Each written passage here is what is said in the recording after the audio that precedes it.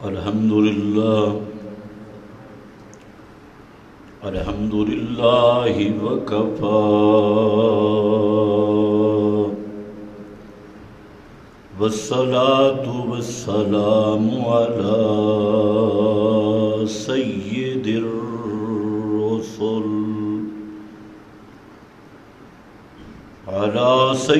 الرسل وخاتم الأنبياء.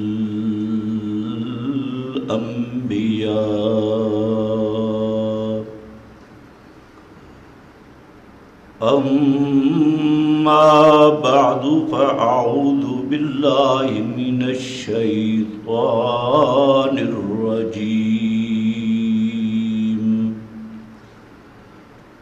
بسم الله الرحمن الرحيم.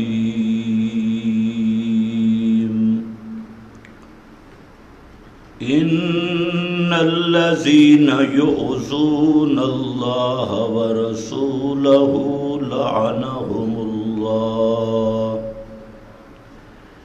لعنهم الله في الدنيا والآخرة وأعد لهم عذابا مهينا. سبحان ربك رب العزة عما يصفون وسلام على المرسلين والحمد لله رب العالمين.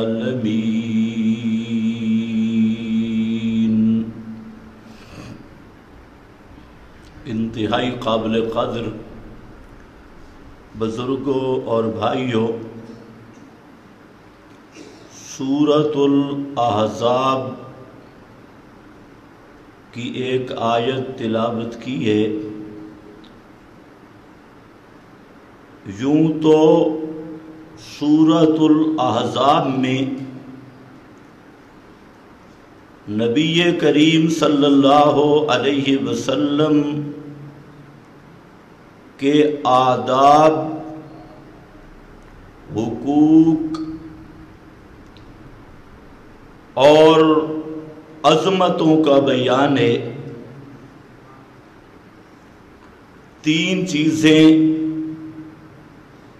بڑی صراحت کے ساتھ اس صورت میں بیان ہوئی ہیں، اور ان میں سے ایک آیت یہ ہے جو تلاوت کی. اس میں اللہ رب العزت نے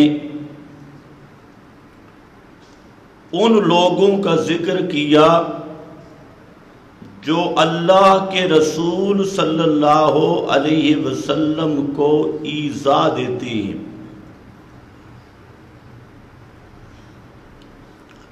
ایذا کے دو معنی ہیں. ایک ایذا کا معنی ہے تکلیف دینا، پریشان کرنا، اور ایک ایذا کا معنی ہے بے ادبی کرنا، گستاخی کرنا اور سب و شتم کرنا. اسی صورت میں یہ قریب دو جگہ پر ایذا کا لفظ قرآن نے ذکر کیا. اس آیت سے پہلے بھی دو دفعہ ایذا کا لفظ آیا، اور یہ تیسرا مقام ہے جہاں پر ایذا کا ذکر کیا. لیکن جو پہلے دو مقام ہیں ان میں سے پہلا مقام ایذا بمعنی تکلیف ہے، اس سے اللہ نے منع کیا کہ ایسا کام نہیں کرنا جس سے نبی مکرم صلی اللہ علیہ وسلم کو تکلیف ہو، اور یہ حکم ہے صحابہ کرام کو، کیونکہ آپ کی وفات کے بعد تکلیف کا پہنچنا یہ ناممکن ہے۔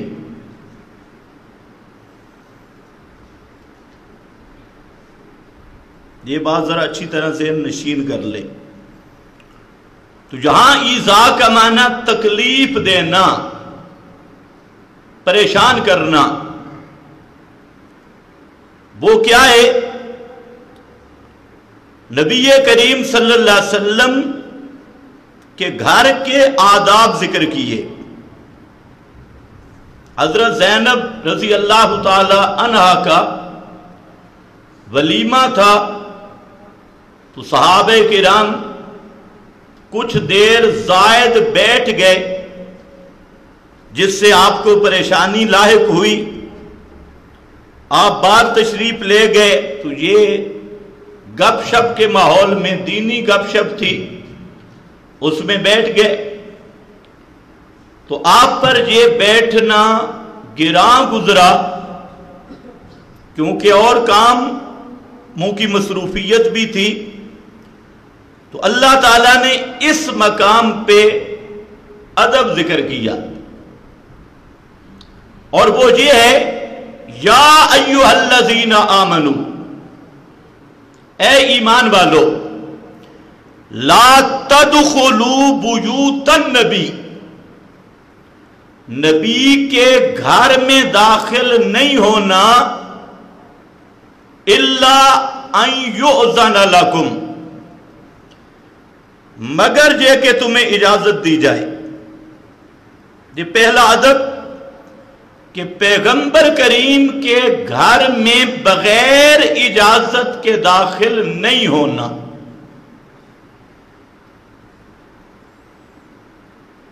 ایک اور دوسرا کہ جب تمہیں پیغمبر کریم بلائے، اذا دعیتم فادخلوا، پھر داخل ہو، لیکن وہاں پر فَإِذَا طَعِمْتُمْ فَانْتَشِرُوا، جب کھانا کھا لو تو پھر فَانْتَشِرُوا، فوراً چلے جاؤ، زیادہ دیر لمبی بیٹھنے کی ضرورت نہیں۔ فَانْتَشِرُوا وَلَا مُسْتَأْنِسِينَ لِحَدِيثٍ، آپس میں گفتگو میں بیٹھنا نہیں ہے۔ آگے ذکر کیا ان ذالکم کان یؤذی النبی، یہ بات میرے پیغمبر کو تکلیف کا باعث بنتی ہے۔ یؤذی النبی، اب یہاں پر ذرا گن لو، پہلا حکم دیا کہ پیغمبر کے گھر میں بغیر اجازت کے داخل نہیں ہونا، جب آپ اجازت دیں تب داخل ہونا ہے۔ دوسرا حکم کہ داخل ہونے کے بعد وہاں پر لمبی گپ شپ نہیں لگانی، کھانا کھا کر دعوت جب پوری ہو تو پھر چلے جاؤ، کیونکہ زیادہ وہاں پر بیٹھنا پیغمبر کریم کے لیے تکلیف کا باعث بنتا ہے۔ یہاں ایذا کا معنی کیا ہے؟ تکلیف۔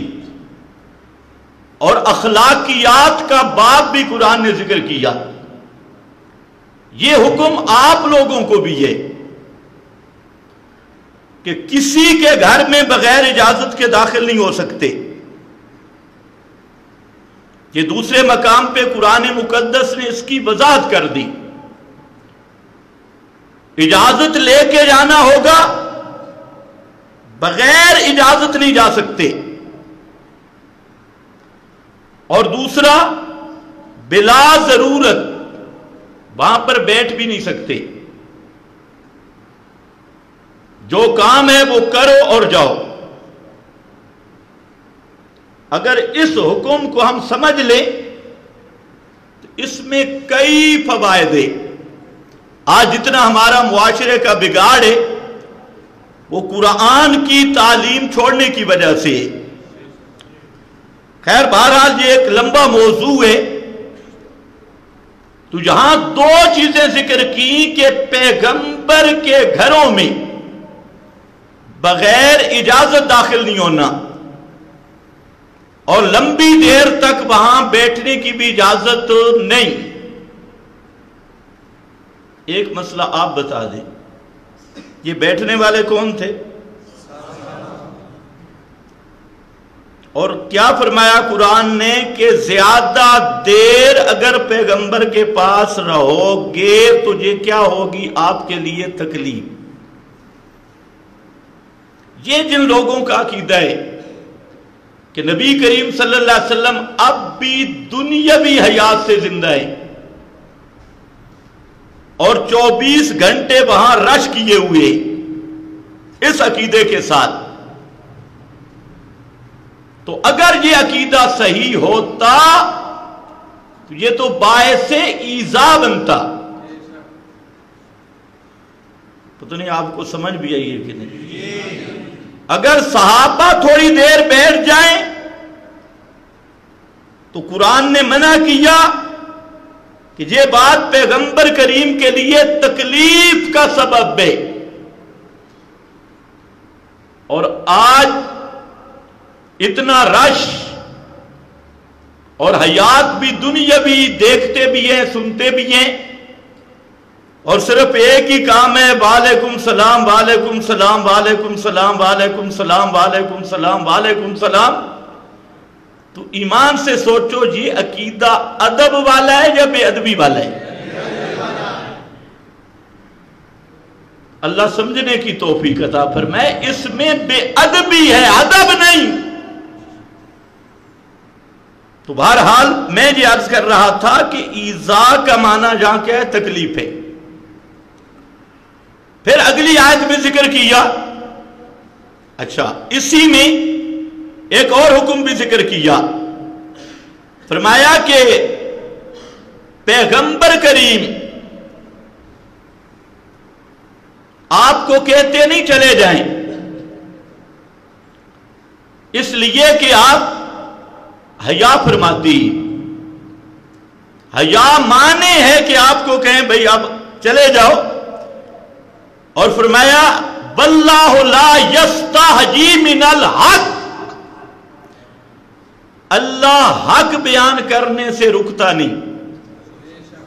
یہ میرا اصل جو مسئلہ ہے یہ حق ہے اور اس کو اللہ بیان کر رہا ہے. اللہ نے تمہیں حکم دیا ہے.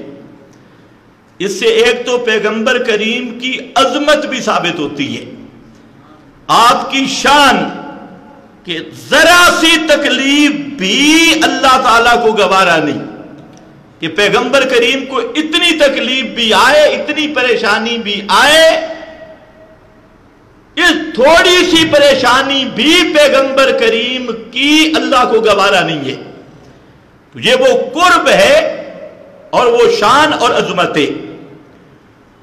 ساتھ ذکر کیا وَإِذَا سَأَلْتُمُوهُنَّ مَتَاعًا فَاسْأَلُوهُنَّ مِنْ وَرَاءِ حِجَابٍ. یہ تیسرا حکم ہے کہ اگر اس دوران ازواج مطہرات سے کوئی چیز منگوانی پڑ جائے تو سوال کرنا ہے لیکن پردے کے پیچھے سے، من وراء حجاب، پردے کے پیچھے سے. یہ صحیح ہے مسئلہ؟ پردے کے، کیونکہ پردہ کیوں لگایا جاتا ہے؟ تاکہ نظر، اور کس کو حکم ہے؟ صحابہ کو، کہ پردے کے پیچھے سے سوال کرنا. درمیان میں پردہ ہو تو معلوم ہوتا ہے اصحاب رسول بھی پردہ کے اندر سے نہیں دیکھ سکتے. اور آج بے ایمان ملا کیا کہتے ہیں؟ 8 گز مٹی کے پردوں سے مردہ دیکھتا ہے. اس کو مردوں کی پڑی ہے. یہاں زندہ صحابہ ہیں اور درمیان میں کپڑے کا پردہ ہو تو پار دیکھ سکتے نہیں. اس لیے فرمایا فَاسْأَلُوهُنَّ، ان سے سوال کرو، مِن وَرَائِ حجاب. آگے پھر یہ الفاظ ذکر کر کے 3 احکام، پھر لفظ ایذا آیا اور فرمایا وَمَا كَانَ لَكُمْ أَن تُؤْذُوا رَسُولَ اللَّهِ، خبردار تمہارے لیے یہ قطعاً جائز نہیں کہ پیغمبر کریم کی بے ادبی کرو. جہاں ایذا کا معنی کیا ہے؟ بے ادبی. پہلے ایذا کا معنی تھا تکلیف، اب ایذا کا دوسرا معنی ہے پیغمبر کی بے ادبی کا نہ سوچنا. اور وہ کیا ہے بے ادبی؟ ایک ان میں یہ ہے بلا ان تنکحوا ازواجہ من بعدہ ابدا، پیغمبر کی بیویاں تمہاری مائیں ہیں اور پیغمبر کی وفات کے بعد وہ تمہارے لیے حلال نہیں، وہ تمہاری مائیں ہیں، ان سے نکاح نہیں کر سکتے. اب یہ نسکتی کا مسئلہ ہے. یہاں سے بھی یار لوگوں نے لوگوں کو گمراہ کرنے کی کوشش کی. جی نبی کی بیویوں سے نکاح کیوں نہیں؟ یہ سوال کرتے ہیں پیغمبر کریم کی بیویوں سے نکاح آپ کے بعد کیوں نہیں؟ آگے ہوتے ہیں سارے لم یا بج، وہ انتظار کرتے ہیں مولوی صاحب خود بتائے گا. جی اس لیے کہ پیغمبر کریم زندہ ہے، اس لیے آپ کی بیویوں کا بعد میں نکاح کسی سے نہیں. یہ کہتے ہیں کہ نہیں کہتے؟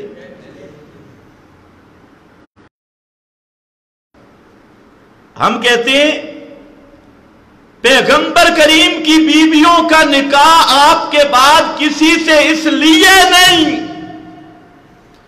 کہ امت کی مائیں، اور اس مسئلہ میں حرمت میں، ادب میں، تعظیم میں وہ امت کی مائیں ہیں اور ماں سے نکاح ہو سکتا نہیں. ایک وجہ. دوسرا، جب نسکتی آ گئی لا تنکحوا، قرآن کی نسکتی آ گئی تو اگر تیری چبل قیاس کہاں جائے گی؟ قرآن کی نس کے ہوتے ہوئے کسی قیاس کا اعتبار ہی نہیں. اور تیسرا یہ بھی سمجھ لو کہ پیغمبر کی بیویاں وہ دنیا میں بھی آپ کی بیویاں ہیں اور جنت میں بھی آپ کی بیویاں ہیں. حضرت حذیفہ رضی اللہ تعالیٰ عنہ اپنی بیوی کو کہتے ہیں لا تتزوجی بعدی، میرے بعد مجھ پہ اگر موت آ جائے تو آگے نکاح نہ کرنا.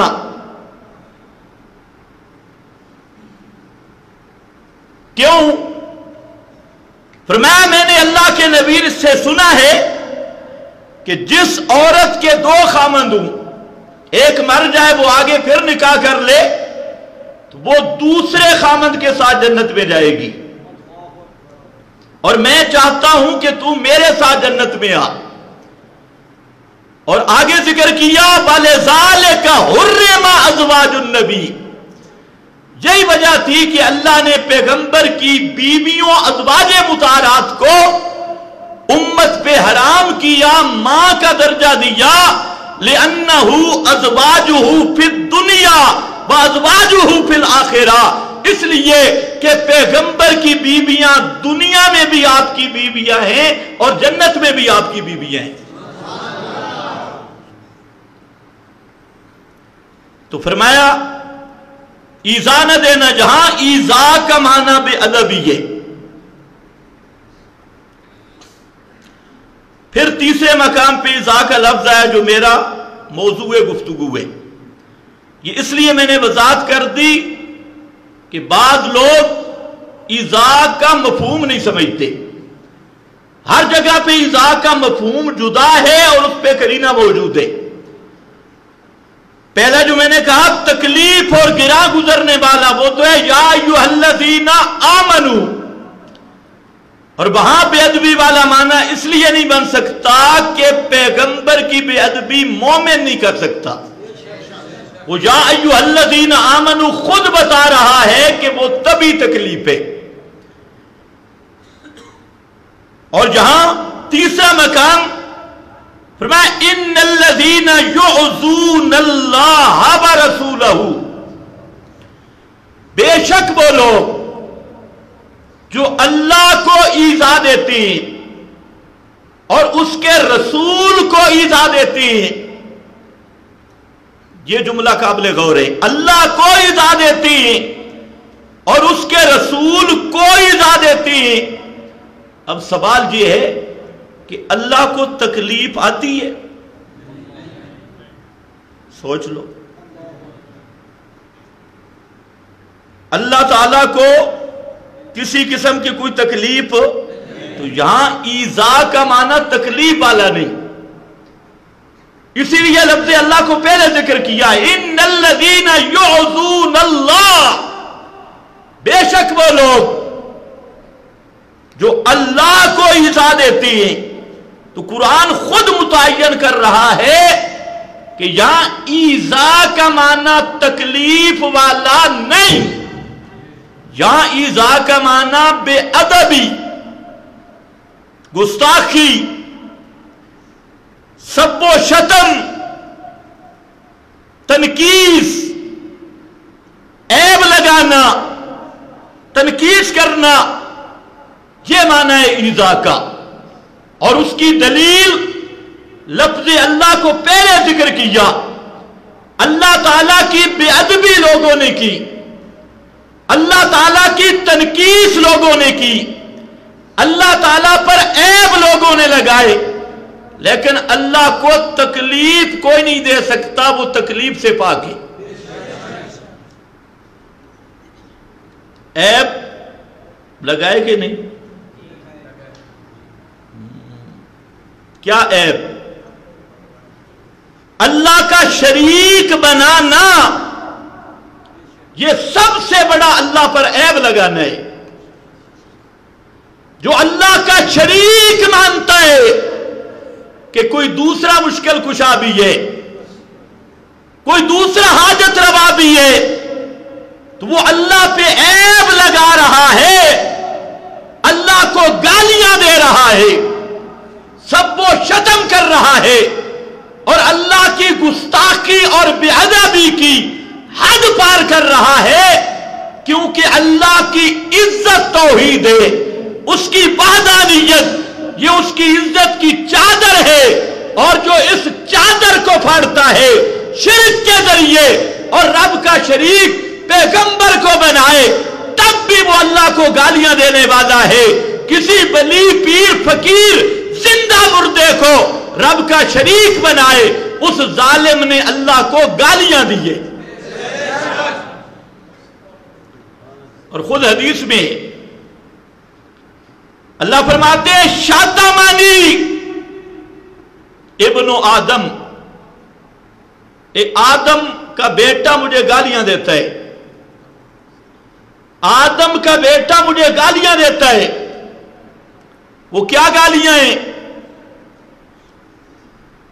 وہ کہتے ہیں اتخذ اللہ ولدا، کہ اللہ نے دوسروں کو بھی اختیارات دے رکھی، پتریلا بنا رکھا ہے۔ جس طرح بیٹا باپ کے گھر کا مختار ہوتا ہے، اللہ نے دوسروں کو بھی اختیارات دیے ہیں کھوٹی قسمت کھری کرنے کے، بیٹے بیٹیاں دینے کے، رزق میں وسعت کرنے کے، اور قسمتیں تقسیم کرنے کے، رزق تقسیم کرنے کے۔ حاجتیں مشکلیں پوری کرنے کے اللہ نے ان کو طاقتیں دے رکھی ہے، یہ اللہ کو گالی دیتا ہے یا شاتمانی، فرمایا مجھے یہ گالی نکالتا ہے بے ایمان جب یہ کہتا ہے اتخذ اللہ ولدا، اور یہ اتنی بڑی گالی ہے سورہ مریم میں کہ یہ اتنی بڑی گالی ہے کہ اللہ نے ان کو بھی طاقتیں دے رکھی ہے، ان کو بھی اختیارات دے رکھے ہیں، یہ اتنی بڑی گالی ہے تقاد السماوات یتفطرن منہ وتنشق الارض وتخر الجبال حدا ان دعوا للرحمن ولدا۔ جب مشرک یہ کہتا ہے کہ اللہ نے اس بابے کو بھی طاقتیں اور پاور دے رکھی ہے، اپنا پارٹنر بنا رکھا ہے، حصے دار بنا رکھا ہے، تو یہ اتنا بھاری جملہ ہے، آسمان کانپتا ہے گرنے کے لیے، زمین ہلتی ہے چرنے کے لیے، اور پہاڑ یہ کانپتے ہیں کہ یہ پھٹ جائیں صرف اس جملے پر ان دعوا للرحمن ولدا۔ جب مشرک یہ کہتا ہے علی مشکل کشا، پیر مشکل کشا، فلانا حاجت روا، اللہ نے ان کو طاقتیں دے رکھی، یہ ایسا ظالم بدبخت ہے کہ اس پر پوری کائنات کا نظم درم برم ہونے لگتا ہے۔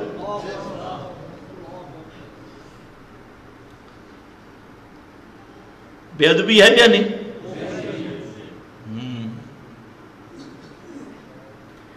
مسئلہ توحید یہ رب کی عزت کا مسئلہ ہے۔ حضرت شیخ القرآن اس کی مثال دیتے، بہت اچھی مثال، فرماتے ہیں کہ انسان تو اپنی غیرت بھی دیکھ، اور سب سے بڑی غیرت ہوتی ہے اللہ کے نبیوں کی، اور اس سے بڑی انبیاء سے بھی بڑی غیرت ہے محمد مصطفیٰ صلی اللہ علیہ وسلم۔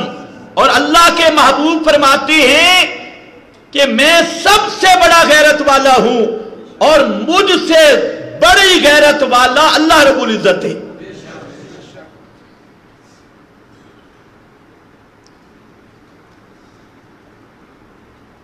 انسان اپنی عزت میں کسی کو شریک کرے گا؟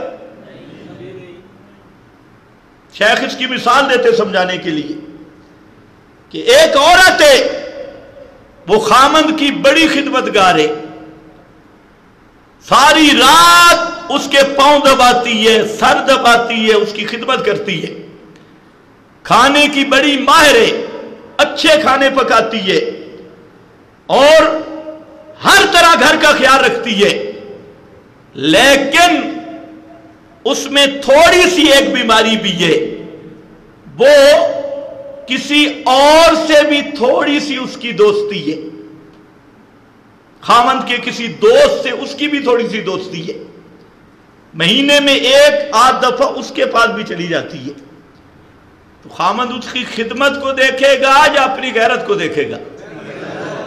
کوئی غیرت والا خامند برداشت کرے گا؟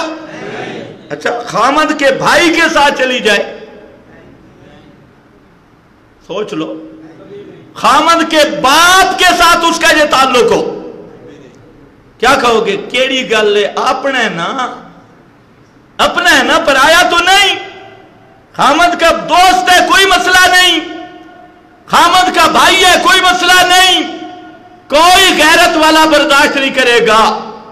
تو فرمایا جس طرح یہ غیرت والا برداشت نہیں کرتا، اسی طرح میرا رب بھی اپنی عزت میں شریک برداشت نہیں کرتا، چاہے اپنے کو شریک کیا جائے یا بیگانے کو شریک کیا جائے۔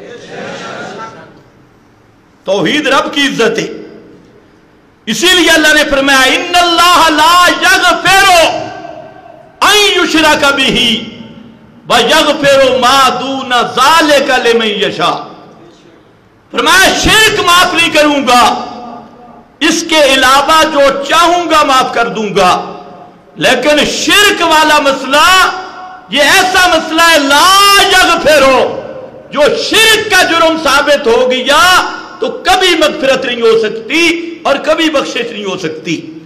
آج لوگ اس بات کو معمولی سمجھتی، تو لوگوں نے اللہ کی بے ادبی کی، گستاخی کی، عیب لگائے، گالیاں دی.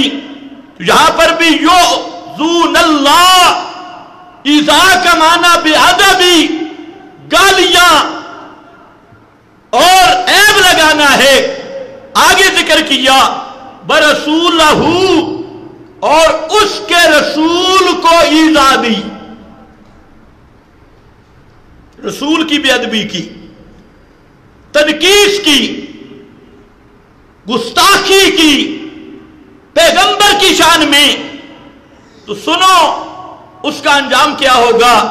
فرمایا لعنہم اللہ فی الدنیا والآخرہ، دنیا میں بھی اس پر خدا کی لعنت ہے، آخرت میں بھی اس پر خدا کی لعنت ہے.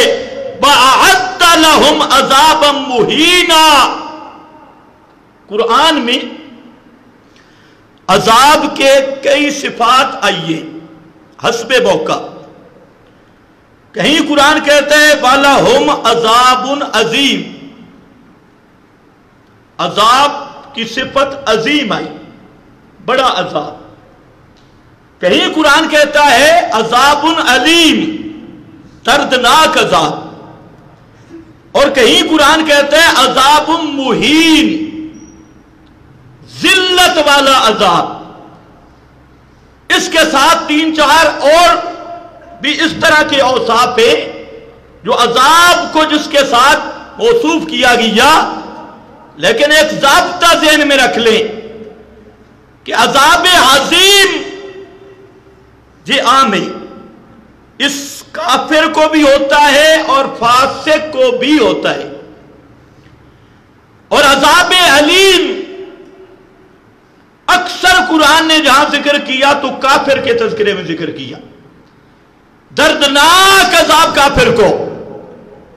اور عذاب مہین اول سے لے کے آخر تک قرآن کا مطالعہ کر لو، جہاں عذاب مہین آیا ہے تو یہ سزا صرف کافر کی سزا ہے، فاسق یا فاجر کی سزا عذاب مہین قرآن نے ذکر نہیں کیا.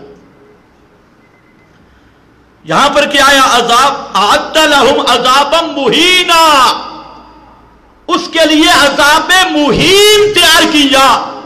تو اللہ نے فیصلہ کر دیا کہ جو اللہ اور اس کے رسول کو ایذا دیتا ہے اس کے لیے عذاب مہین ہے، یعنی وہ پکا کافر ہے اور اس کافروں والی سزا کا وہ مستحق ہے. ذرا سوچ کے بے شک آگے کرنا، کافروں والی سزا کا مستحق ہے. تو قرآن مقدس کی اس آیت نے بتا دیا کہ جو اللہ کے رسول کو ایذا دے وہ کون ہے؟ او پچھلے بولو کون ہے؟ وہ کون ہے؟ یہ کس کا مسئلہ ہے؟ قرآن. ایذا بمعنی بے ادبی، ایذا بمعنی گستاخی، ایذا بمعنی تنقیص. جو پیغمبر کی تنقیص کرے، پیغمبر کی بے ادبی کرے، پیغمبر کی گستاخی کرے تو اس کے لیے عذاب مہین وہ ایسے ہے جیسے مشرک کافر ہے، اسی طرح گستاخ رسول اور پیغمبر کو ایذا دینے والا بھی کافر ہے.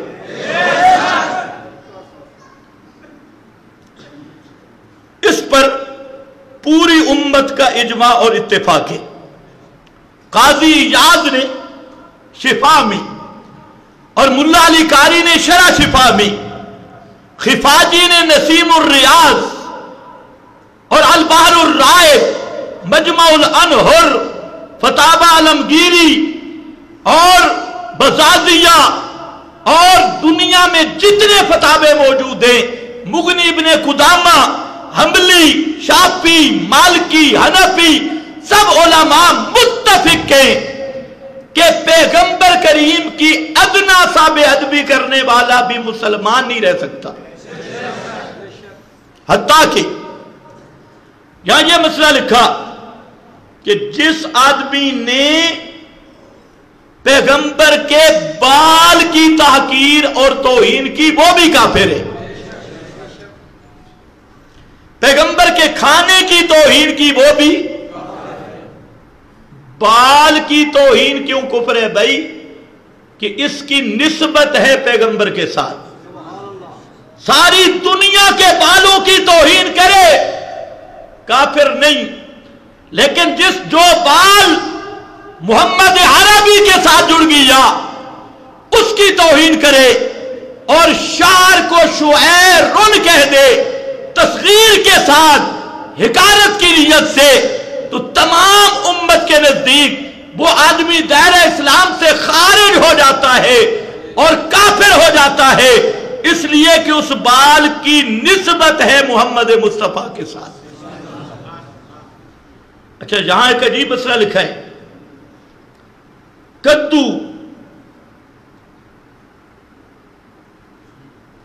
سمجھتی پشتو والے بھی؟ کدو، ایک آدمی ساری زندگی کدو نہیں کھاتا، اس کو کوئی گناہ نہیں،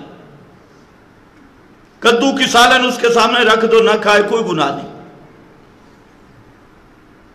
لیکن ایک آدمی کے سامنے ذکر یہ ہوا کہ کدو رسول اللہ صلی اللہ علیہ وسلم کو پسند تھا، اب وہ بولا نہیں، اس کے ماتھے کے آثار سے نفرت ظاہر ہوئی، ماتھا بگڑا اور حقارت ظاہر ہوئی۔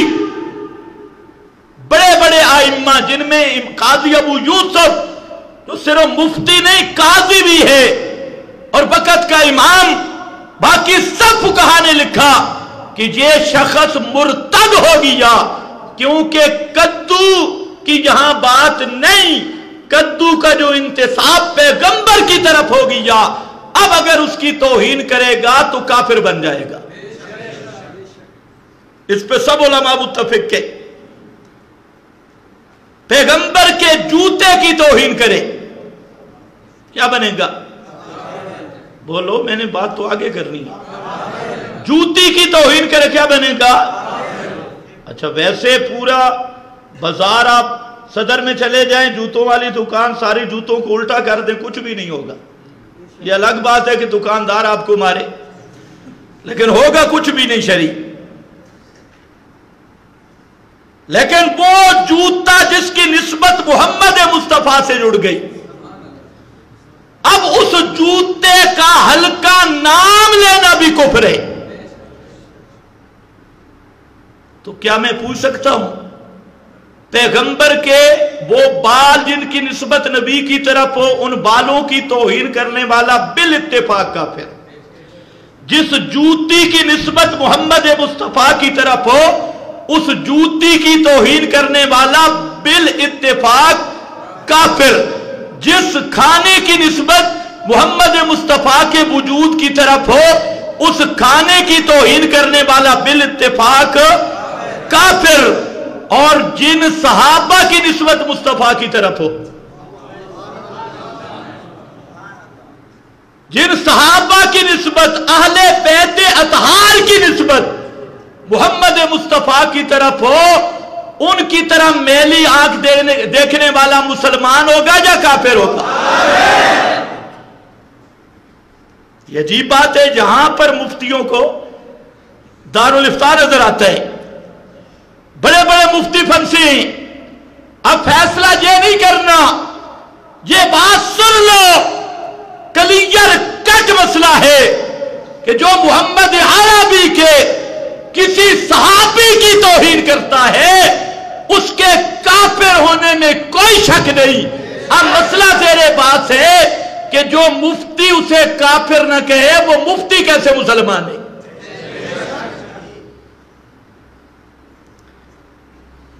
کہتے ہیں جی ہمارے استاد ہے، تو بے ایمان تو بھی تھے، تیرا استاد بھی ایک جیسے لانتی، ایسے گدھے کے پاس تو پڑا کیوں ہے؟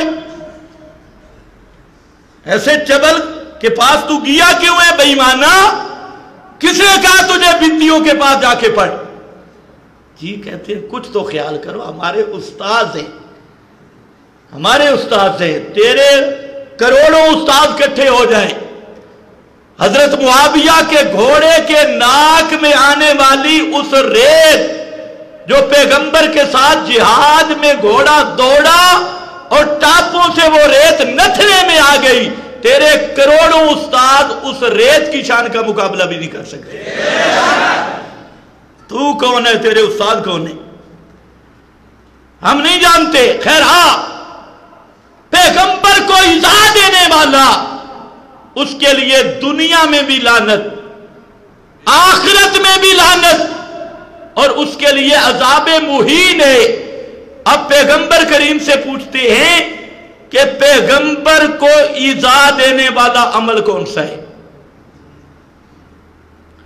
فرمایا اللہ اللہ فی اصحابی لا تتخذوہم غرضا من بعدی من احبہم فبحبی احبہم ومن ابغضہم فببغضی ابغضہم ومن آذاہم فقد آذانی ومن آذانی فقد آذ اللہ ان الذین یعذون اللہ ورسولہ من آذانی فقد آذ اللہ۔ فرمایا لوگوں جو میرے صحابہ کی بے ادبی کرے، تنقیص کرے، صحابہ پہ اعتراض کرے، صحابہ کی شان میں بکواس بازی کرے، یہ وہ آدمی ہے جو مجھے بھی ایذا دے رہا ہے اور اللہ کی بھی بے ادبی کر رہا ہے۔ تو یہ مسلمان ہو گئے یا کافر؟ اعد لہم عذابا مہینا، یہ ہے پکا کافر۔ یہ قرآن کا مسئلہ ہے کہ پیغمبر کے صحابی پہ تنقید کرنے والا، اس پہ سب و شتم کرنے والا، اس کی تنقید کرنے والا، چاہے وہ تاریخ کے گندگی میں منہ داخل کر کے کرے، چاہے جھوٹی روایتیں بنا بنا کر، چاہے آل و سنت کی کتابوں کے جھوٹے حوالے دے کر یا کسی اور کتاب کے، تو جو صحابہ پہ الزام تراشی کرتا ہے، تنقید کرتا ہے، وہ پیغمبر کو ایذا دیتا ہے، اللہ کو ایذا دیتا ہے، اور جو اللہ اور اس کے رسول کو ایذا دیتا ہے اعد لہم عذابا مہینا۔ قرآن کا فیصلہ یہ ہے کہ وہ کافر ہے اور ہمیشہ جہنم میں رہے گا۔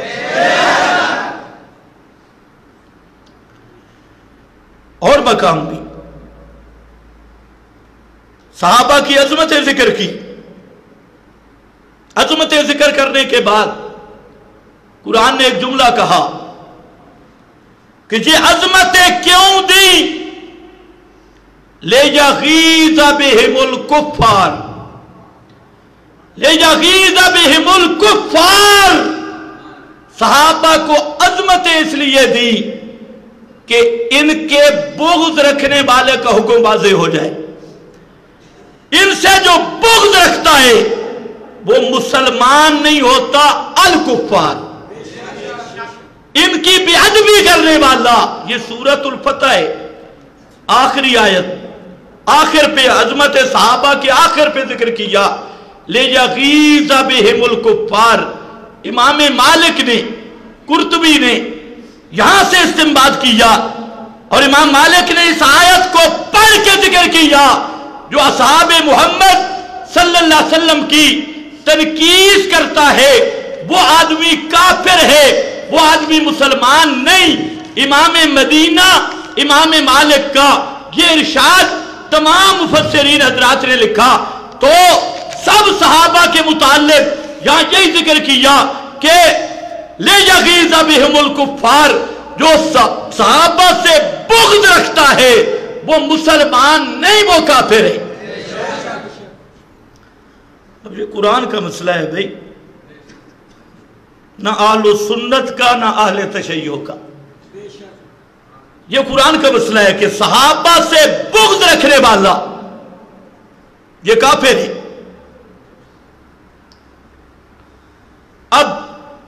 میں یہاں سے تقریر شروع کروں گا، تمہید ختم۔ اس دنیا میں ایک شخصیت اصحاب رسول کی دنیا میں ایک شخصیت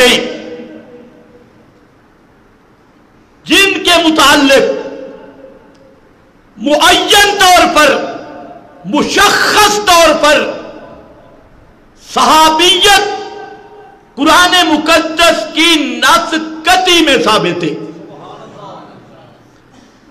اور اس کی وجہ یہ ہے جو اس کو مانتا ہے وہ سب کو مانتا ہے۔ یہ بھی ایک سوال تھا کہ ایک کی صحبت، ایک کی صحابیت قرآن نے قطعی طور پہ، مشخص طور پہ، معین طور پہ، اتفاقی طور پہ نص قطعی و ثبوت، قطعی و دلالت، صریح و دلالت میں بیان کر دی۔ اور یاد رکھو یہ اللہ کا کلام ہے، حکمت سے بھرا ہوا۔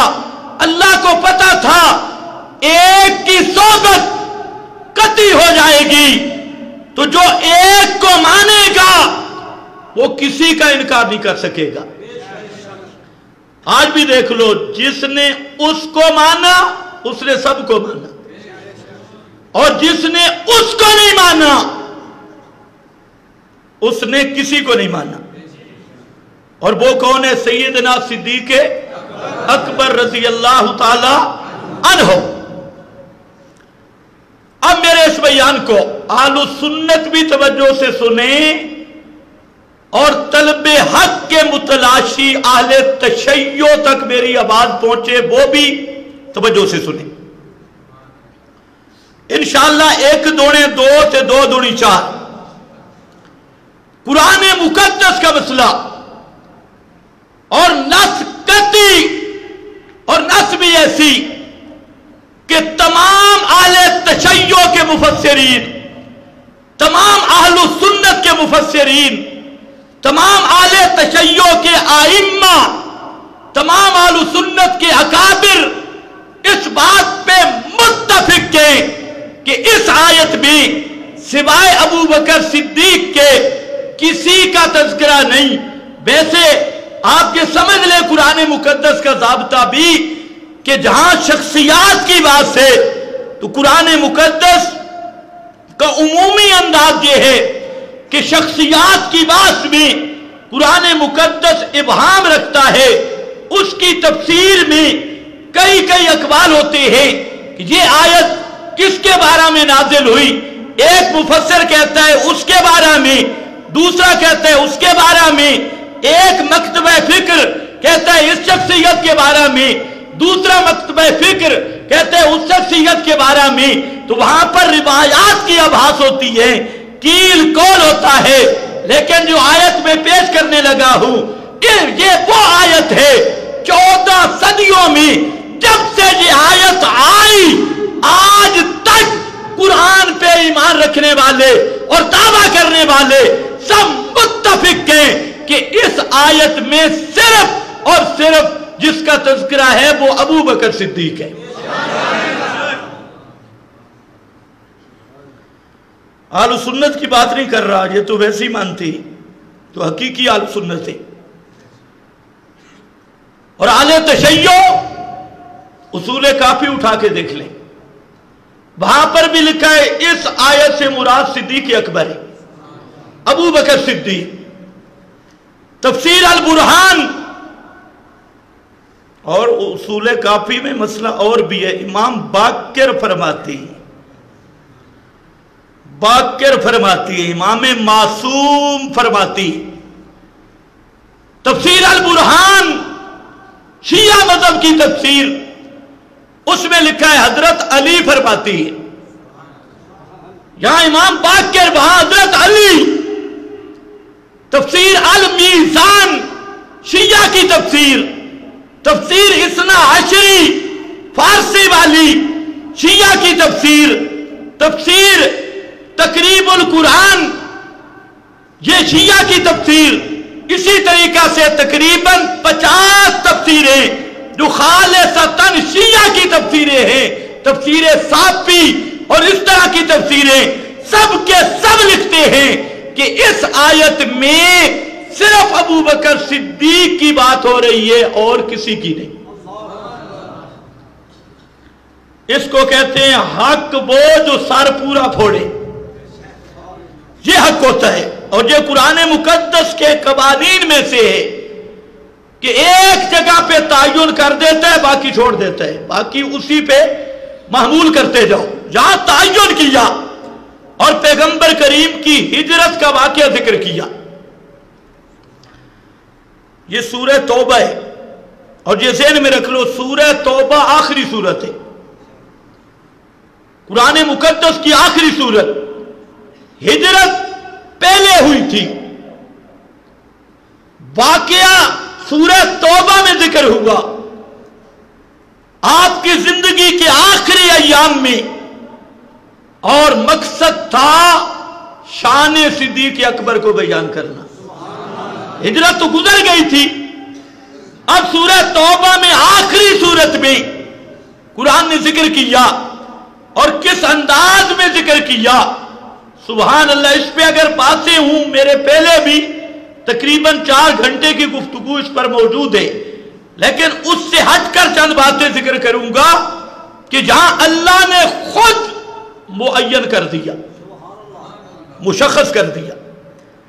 قرآن کے اندر دیکھو، یہ باعث مقام ہے قرآن کا کہ 3 اذ کٹھے ذکر کیے. 3 اذ آئے. کیا آئے؟ اذ اخرجہ الذین، اذ اخرجہ الذین اذ ہما اذ یقولو. یہ 3 اذ آئے. اور اذ آتا ہے واقعے کو مشخص کرنے کے لیے، کسی واقعہ کو معین کرنے کے لیے. فرمایا میرا پیغمبر یہ واقعہ کب کا ہے؟ اذ اخرجہ الذین. یہ وہ واقعہ ہے جب کافروں نے میرے نبی کو مکہ سے نکالا تھا. تو یہ واقعہ کیا ہے؟ ہجرت کا ہے یا کوئی اور ہے؟ بولو. اس اذ نے متعین کیا کہ یہ واقعہ کون سا ہے. اختلاف ہو سکتا ہے، کئی واقعات، ہزاروں واقعات آپ کی زندگی میں پیش آئے، لیکن فرمایا اذ، وہ متعین واقعہ جب پیغمبر کو مکہ والوں نے مکہ سے نکال دیا. ایک اچھا، اذ ہما، پھر اذ آیا، مکان کو معین کیا کہ یہ کہاں کی بات ہے، کس جگہ کی بات ہے. فرمایا غار کی بات ہے. اذ ہما، جگہ کا تعین ہے. اور تیسرا اذ یقولو، یہ بات کس سے ہوئی تھی؟ فرمایا صرف ایک سے ہوئی تھی. یہ شخصیت کا تعین ہے. 3 اذ ذکر کیے. پہلے اس سے واقعہ متعین کیا، دوسرے اذ سے مکان متعین کیا، تیسرے اذ سے شخصیت اور زمان متعین کیا. اور یہ 3 اذ بتا رہے ہیں کہ اس آیت میں مراد صرف ابو بکر صدیق ہے، کوئی دوسرا ساتھ نہیں تھا. اور یہ مضمون پورے چیلنج کے ساتھ کہتا ہوں، یہ پاکستان کی شیعیت نہیں، ایران، کویت، عراق کی شیعیت اگر غیرت ہو تو اس قسم کی آیت یا حضرت علی کے لیے نکال کے دے. یہ آیت ہے کس کے لیے؟ صرف صدیق ہے، یہ کسی اور کے لیے نہیں. حضرت علی کے ساتھ محبت ہمارا ایمان ہے، لیکن مرتبہ ہر ایک کا اپنا ہے، شان ہر ایک کی اپنی ہے. اب ذرا دیکھ رہے 3 تعین کیے. یہ پہلا نقطہ ہے اس آیت پر. اس سے متعین ہو گیا۔ اب دوسرا فرمایا کہ ثانی اثنین اذ ہما فی الغار، ثانی اثنین، جہاں پر ایک بحث چل پڑی کہ ثانی سے مراد کون ہے؟ اثنین کا معنی دو، ثانی کا معنی دوسرا۔ یہاں دوسرا کس کو کہا گیا اور پہلا کس کو کہا گیا؟ اتنا قرآن نے بتایا اثنین تھے دو، ایک پہلا تھا دوسرا، ایک پہلا تھا ایک دوسرا تھا، اور ایک اول تھا ایک ثانی تھا۔ توجہ ہے؟ ایک اول تھا ایک پہلا تھا ایک، اس میں مفسرین پریشان ہو گئے کہ یہ ثانی کون ہے، پہلا کون ہے، اول کون ہے اور دوسرا کون ہے؟ سبحان اللہ، یہ بھی قرآن کا اعجاز ہے۔ ایسی طرز پہ بیان کیا کہ اول اور ثانی، اول ثانی، جہاں تک شان مرتبے کی بات ہے تو وہ تو ہیں محمد مصطفیٰ لا ثانی۔ پتہ نہیں آپ کو سمجھ بھی ہے یہ کہ نہیں؟ مرتبے اور شان میں آپ ثانی نہیں بلکہ کیا ہیں؟ لا ثانی۔ شان و مرتبہ فضیلت میں محمد مصطفیٰ ہیں لا ثانی، ثانی نہیں۔ لیکن جہاں قرآن میں جو سیاق ہے تو ثانی نبی پاک کو فرمایا، یہاں ثانی اللہ کے نبی کو کس حیثیت سے فرمایا؟ حالانکہ مرتبے میں آپ اول ہیں، شان میں آپ اول ہیں، اور ثانی کو اگر دیکھیں جو اہل علم ہے وہ جہاں سے دیکھ سکتے ہیں اذ اخرجہ، پیچھے اللہ تنصرو ہو، یہ ہو ضمیر نبی کریم علیہ السلام کی طرف، فقد نصرہ ہو ضمیر نبی پاک کی طرف، اذ یقولو ہاں اذ اخرجہ الذین ہو ضمیر نبی پاک کی طرف، تو ثانیہ سے مراد بھی نبی پاک ہے۔ اور اکثر مفسرین نے یہ معنی کیا۔ اور دوسری تفسیر یہ ہے، اگرچہ بعض کا قول ہے کہ ثانی سے مراد صدیق ہے۔ اب علمی طور پہ چند باتیں سمجھے۔ ثانی محمد مصطفیٰ، اثنین میں صدیق اکبر، کیوں؟ حالانکہ مرتبے میں آپ، اب سارے پریشان ہو گئے، مرتبے میں آپ اول، شان میں آپ صلی اللہ علیہ وسلم اول، سب کا عقیدہ ہے یا نہیں؟ ہم وہ شیعوں کی طرح استدلال نہیں کرتے۔ اگر کوئی یہاں رافضی ہوتا نا تو اس کے اماموں کا رتبہ نبیوں سے اعلیٰ ہے، گدھے کے بچے، نبی کی شان کو کوئی امتی نہیں پہنچ سکتا، نبی کہتے ہی بلند شان والے کو ہے۔ خیر اب ذرا سنو، وقت بڑا کم ہے۔ ثانی رسول ہے، اول صدیق ہے۔ ثانی رسول، اول صدیق، مرتبے میں تو ہو نہیں سکتا، پھر کس چیز میں ثانی رسول اول صدیق؟ تو سمجھنا صدیق اول ہے وفا میں، صدیق اول ہے قربانیوں میں، صدیق اول ہے غلامی میں، صدیق اول ہے ایثار میں، صدیق اول ہے صحابیت میں، صدیق اول ہے نشور میں، صدیق اول ہے قبور میں۔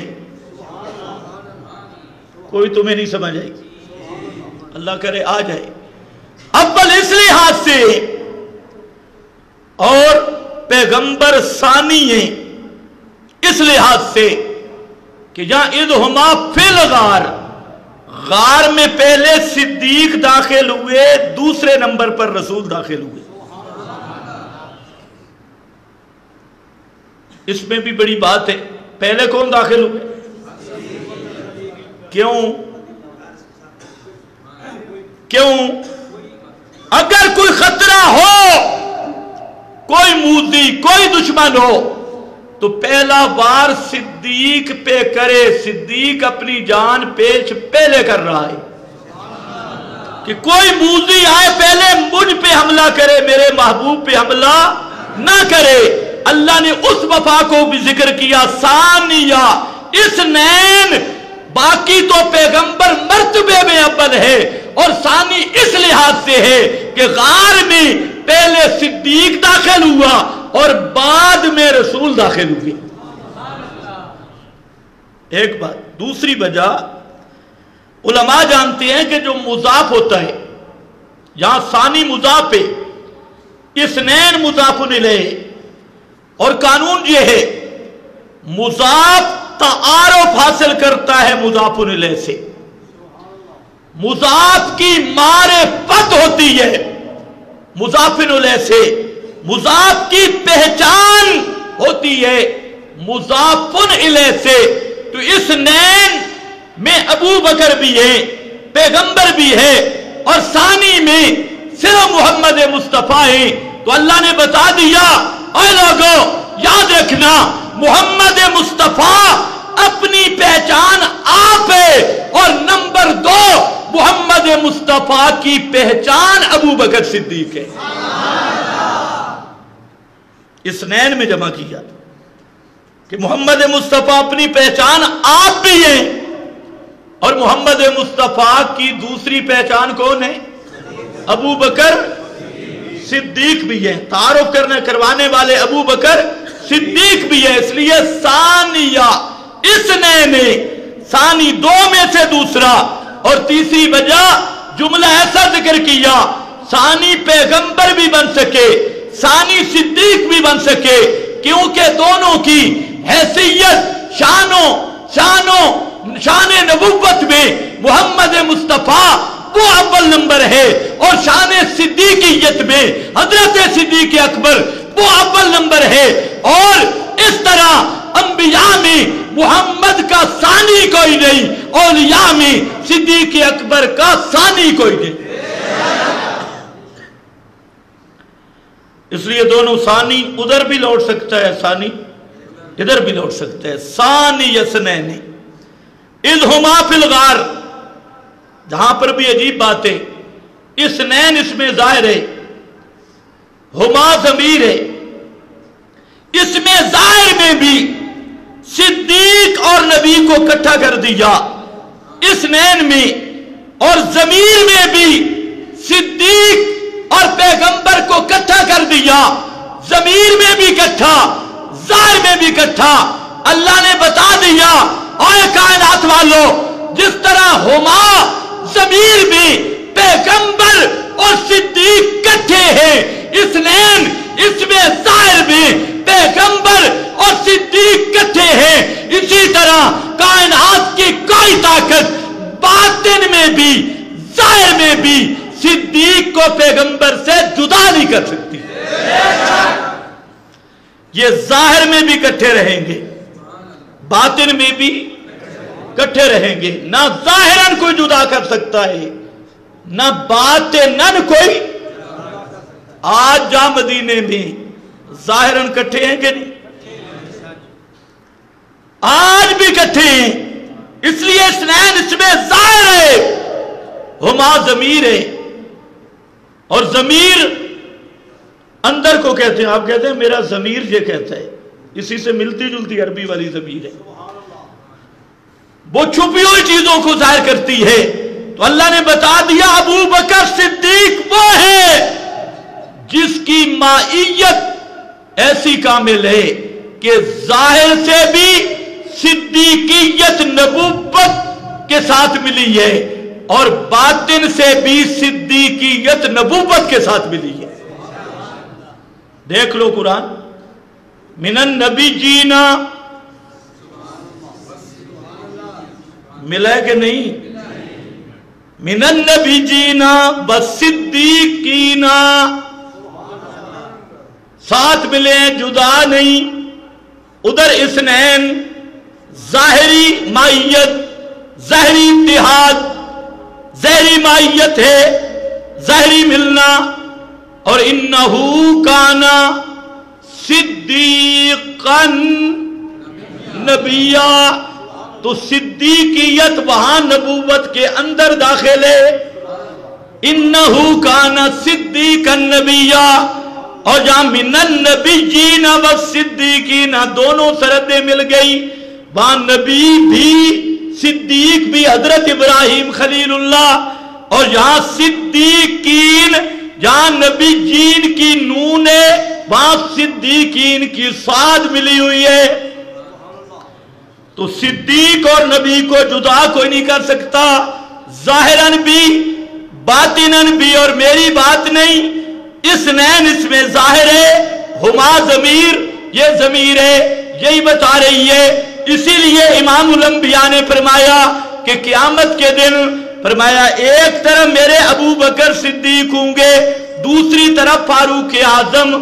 ہاکذا، یوں آپ نے ہاتھ کر کے فرمایا ہاکذا نبعث یوم القیامہ، اسی طرح سب مخلوق سے پہلے ہم تین پہلے زندہ ہوں گے اور پہلے قبر سے مبعوث ہوں گے. تینوں کٹھے اٹھیں گے، جنت کے دروازے میں کٹھے داخل ہوں گے، جنت میں داخلہ بھی کٹھا. تو قرآن نے یہ ذکر کیا ثانی اثنین، اس میں ظاہر میں پیغمبر اور صدیق کو کٹھا کر دیا، اور ہما ضمیر میں نبی اور صدیق کو کٹھا کر دیا. اب تیرا سینہ پیٹنے سے کیا ہوگا؟ یہ قرآن ہے بابا، قرآن. تو روایتیں اٹھا کے پھرتا ہے، باغ فدق تے باغ فلانا تے باغ فلانا. کوئی ایسی دلیل لانا جو اس کتاب اللہ سے اوپر ہو. ہے کوئی ایسی دلیل؟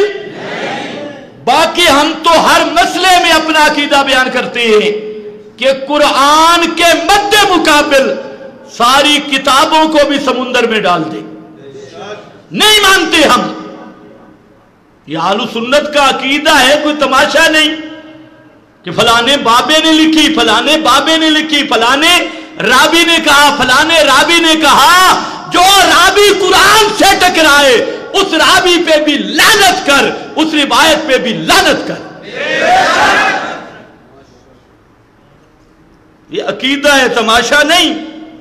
فلانے بابے نے جو لکھا، بس ذاکر کو اور چیز تو آتی کوئی نہیں. اور تمہاری فلانی کتاب میں لکھا، میں نے کہا ہماری کتاب میں اس کو تنور میں ڈال. ہماری ہے نا، تو ہم کہتے ہیں ڈال تنور میں. ہماری کتاب قرآن ہے، وہ کتابڑی ہماری نہیں جو قرآن سے ٹکرائے.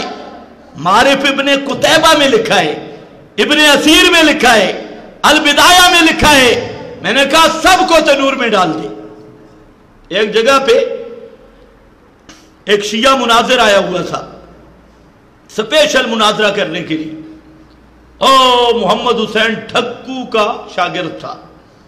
میرا سنا یہ جلسے پہ آ رہا ہے تو وہ بھی آ گیا کتابڑیاں اٹھا کے. تو مجھے انہوں نے کہا کہ وہ مناظرے کے لیے شیعہ آیا. میں نے کہا جی حاضر ہے، لیکن تقریر پہلے ہوگی، مناظرہ بعد میں ہوگا، کیونکہ وہ ہماری تقریر خراب کرنا چاہتی. میں نے تقریر کی، تقریر میں میں نے کہا سن لو میری بات، قرآن کے مد مقابل جو روایت، جو قول کٹورا، جو کتاب آئے، ہم کسی کتاب کو قرآن کے مد مقابل نہیں مانتے.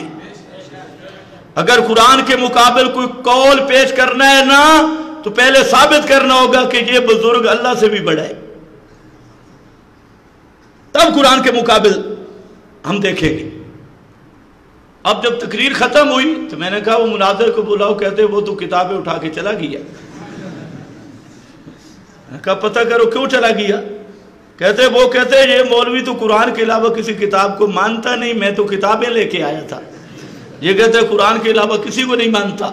آپ بھی کہو جو صحابہ پہ بکواس کرے یا قرآن کے خلاف کوئی بکواس کرے، آپ اس کو کہو، آپ کو حوالہ دے، مروب نہ ہونا، یہ فلانی کتاب میں فلاں، اس کو کہو اس کو تنور میں ڈال، جانے دو، ہمارے پاس رب کی کتاب موجود ہے۔ چلو آئندہ جمعہ یہاں سے شروع کروں گا انشاءاللہ۔ آخر